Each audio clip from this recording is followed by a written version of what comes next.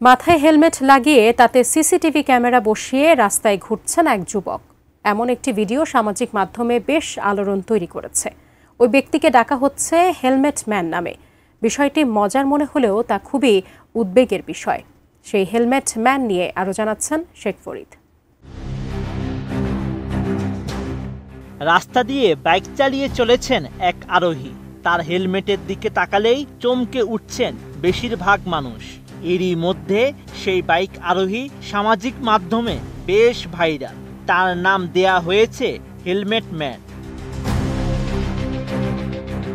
হেলমেটের উপর সাধারণত ছোট ক্যামেরা লাগিয়ে থাকেন ব্লগাররা। সে দৃশ্যের সঙ্গে পরিচিত প্রায় সকলেই, কিন্তু এই বাইক চালকের হেলমেট লাগানো হয়েছে সিসি ক্যামেরা। সেই ক্যামেরা আবার 360 ডিগ্রি অ্যাঙ্গেলে ঘোরে। ভারতীয় সংবাদ মাধ্যম নিউজ 18 জানায়, হেলমেটে সিসি ক্যামেরা লাগিয়ে ঘোরা ওই যুবকের নাম সতীশ চৌহান।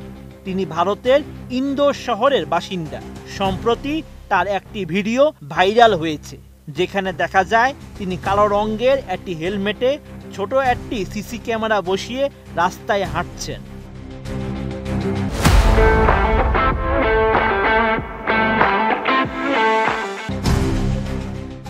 এছাড়া যুবকটির হেলমেট ক্যামেরা সেটআপ এখন ভাইরাল হয়ে গিয়েছে সামাজিক মাধ্যমে, যা ব্যাপক আকর্ষণের কেন্দ্রবিন্দুতে পরিণত হয়েছে। নেটিজেনেরা যা নিয়ে মজা ও ক্ষোভ উগরে দিয়েছে, কিন্তু এই অদ্ভুত ঘটনার পিছনে লুকিয়ে রয়েছে নিরাপত্তাহীনতা এবং প্রাতিষ্ঠানিক ব্যর্থতার গভীর অনুভূতি। ভিডিওতে সতীশ জানান, প্রতিবেশী বলিরাম চৌহান ও মুন্না চৌহানের সঙ্গে সম্পত্তি নিয়ে তীব্র বিরোধে জড়িয়েছেন তিনি।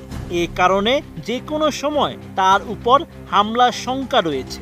নিরাপত্তার জন্য তিনি হেলমেটে সিসি ক্যামেরা লাগিয়ে ঘুরছেন, যাতে তার উপর কোনো হামলা হলে পুলিশ হামলাকারীদের শনাক্ত করতে পারেন।